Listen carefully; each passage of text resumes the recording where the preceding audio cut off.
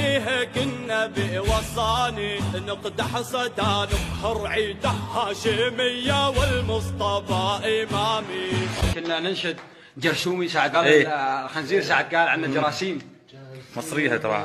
المهم كان يقول جرثومي كل مرادية نوصف فيها الصفاوية ورئيس خان الوطنية يبقى الرئيس ايه جرثومي اللي بيترأس بالزور رغم عن شعبه المقهور غير قانون ودستور يبقى الرئيس ايه جرثومي. ومن بعد فترة جيتك على المظاهرة من العالم تقول جرثومي كلمة رادية بنوصف فيها الصفاوية ورئيس خان الوطنية يبقى الرئيس ايه جرثومي. قلنا العجي شو يساوي؟ دن دن دن دن ايه مضبوطة ايه هذا